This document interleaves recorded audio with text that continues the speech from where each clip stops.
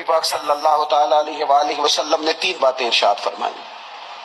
سب سے پہلے حضور نے نجات کے لیے جو بات ارشاد فرمائی وہ بڑی قابل غور ہے اور سمجھنے والی ہے۔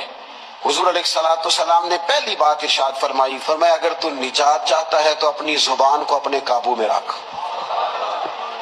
اپنے بولنے پر کنٹرول کر، تول کے بولنا شروع کر، اپنے لفظوں کی حرمت کا خیال کر۔ اپنی زبان پر جو بندہ کنٹرول پا گیا یہ پہلی علامت ہے نجات کی۔ اور ایک مقام پہ نبی پاک علیہ السلام نے یوں بھی بیان فرمایا، فرمایا تم مجھے گارنٹی دو 2 چیزوں کی اور مجھ سے گارنٹی لے لو جنت کی۔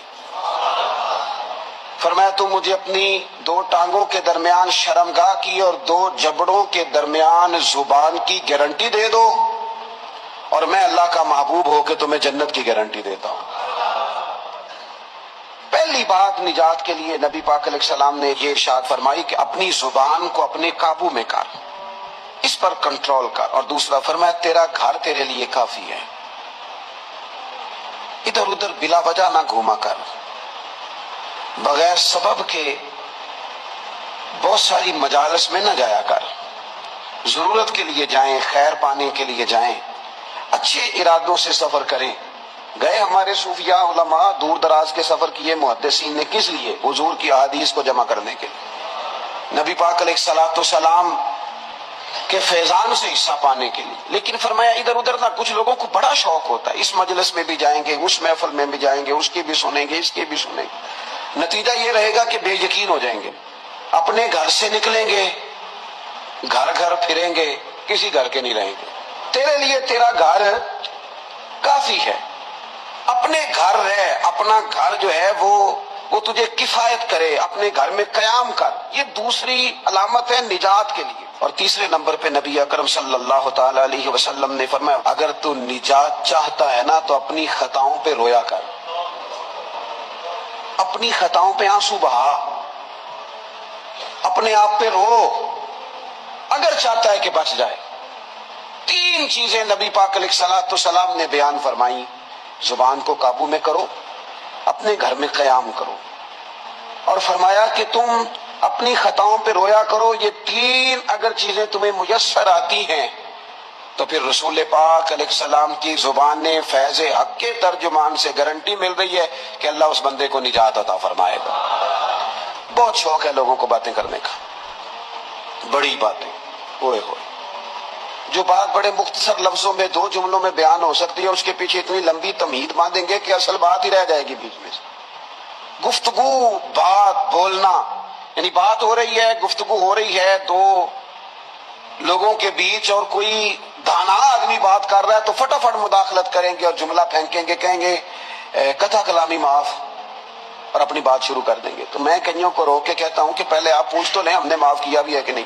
بہت باتیں کرتے ہیں بعض لوگ، بہت باتیں کرتے ہیں، اور دنیا میں جو زیادہ خطائیں ہوتی ہیں وہ زبان کی وجہ سے ہوتی ہیں۔ عملاً کوئی کسی کو کیا تکلیف دے گا، ہاتھ کوئی کسی پہ کیا اٹھائے گا، لیکن لفظوں کے تیر، جملوں کے ترش لہجے اور زبان کی کڑواہٹ۔ حضرت عثمان غنی رضی اللہ تعالیٰ عنہ فرمایا کرتے تھے کہ زبان تو روح کو گھائل کر جاتی ہے، بندے کو اندر سے توڑ کے رکھ دیتی ہے یہ زبان۔ بہت سارے لوگ تھے، انہوں نے بہت سارے جملے زندگی میں بولے، میں یقین سے کہتا ہوں کہ انہیں بھی پچھتاوا ہوا کہ یار مجھے یہ والا لفظ نہیں کہنا چاہیے تھا، لیکن کاش یہ بعد میں پچھتانے سے پہلے آپ سوچ لیتے۔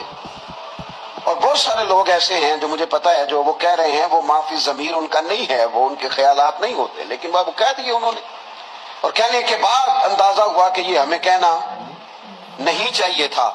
دوسرا ارشاد فرمایا کہ تو اس طرح کر، اپنے گھر کو نہ لازم پکڑ لے، تیرا گھر تیرے لیے بہتر ہے، تیرا گھر تیرے لیے کفایت کرنے والا ہے۔ شریعت اسلامیہ میں نا رہبانیت منع ہے، سارے حقوق چھوڑ کے بندہ گھر میں بیٹھ جائے، حجرے میں بیٹھ جائے، مرضی منع ہے، لیکن کچھ دیر کے لیے وَتَبَتَّلْ إِلَيْهِ تَبْتِيلًا، سب سے کٹ کر اللہ کے ساتھ جڑ جاؤ۔ قرآن مجید نے کہا وہ کیا ہے کہ کچھ دیر کے لیے خلوت ضرور اختیار، جیسے آپ اعتکاف میں بیٹھے ہیں، سب سے کٹ کے اللہ کے گھر آ گئے، یہ کچھ دیر کے لیے یہ کام کرنے کا ضرور حکم دیا گیا۔ آپ دیکھیے حضرت موسیٰ علیہ السلام اسلام میں رہبانیت نہیں، سارے حقوق چھوڑ کے جانا نہیں، لیکن کچھ دیر کے لیے، تھوڑی دیر کے لیے حضرت موسیٰ علیہ السلام 40 دن کے لیے گئے نا کوہ طور پہ، پھر اللہ نے تو رات عطا فرمائی۔ وَإِذْ وَعَدْنَا مُوسَىٰ 40 لَيْلَةً، ہم نے موسیٰ علیہ السلام سے 40 راتوں کا وعدہ لیا۔ نبی پاک علیہ السلام کتنے کتنے دن جا کے پہلے غار حرا میں بیٹھے، پھر اللہ تعالیٰ نے وحی عطا فرمائی۔ تو کچھ اپنے گھر میں وقت گزاریں، عبادت میں وقت گزاریں، اللہ کی یاد میں وقت گزاریں، سارا وقت گھومنے میں پھرنے میں ضائع نہ کر دیں۔ کچھ لوگ ایسے عبادت کے لیے بٹھاؤ تو تھکے ہوئے ہیں، اور ان سے کو کہیں جانا ہے تو وہ تیار بیٹھے ہیں، تو کچھ اوقات اپنے اس پر بھی لگائیں۔ اور تیسری بات جو ارشاد فرمائی گئی وہ یہ ہے کہ اپنی خطاؤں پہ رویا جائے۔ ہم نا بڑا تبصرہ کرتے ہیں، بڑا رونا آتا ہے کسی کی مظلومیت پر، کسی کے دکھ پر، ملکی حالات پر، لوگوں پر، اچھی بات ہے، لیکن نجات کے لیے ضروری ہے کہ انسان اپنی خطاؤں پر بھی روئے۔ اور نبی اکرم صلی اللہ تعالی علیہ وسلم نے فرمایا کہ اگر تمہیں اللہ کے خوف سے آنکھ سے اتنا قطرہ بھی نصیب ہو گیا جتنا مکھی اور مچھر کا پر ہوتا ہے، تو اللہ تبارک و تعالی اتنا بھی تمہاری آنکھ سے آنسو نکل گیا تو جس طرح بھینس کے تھنوں سے نکلا ہوا دودھ دوبارہ تھنوں میں نہیں جاتا، تم بھی دوزخ میں نہیں جاؤ گے۔ اور دو آنکھیں اللہ کو بڑی پیاری ہیں۔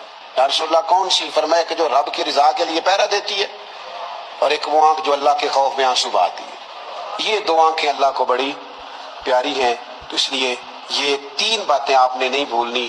ایک تو یہ کہ اپنی زبان کی حفاظت کریں، ایک اپنے گھر میں، مسجد میں، حجرے میں کچھ دیر بیٹھ کے اللہ کو یاد کریں، اور کوشش کریں کہ بغیر وجہ کے گھر سے نہ۔ اور تیسری بات یہ کہ اپنی خطاؤں پر آنسو بہانے کی کوشش کریں۔ اللہ تعالی ہم سب کو سمجھنے کی توفیق عطا فرمائے۔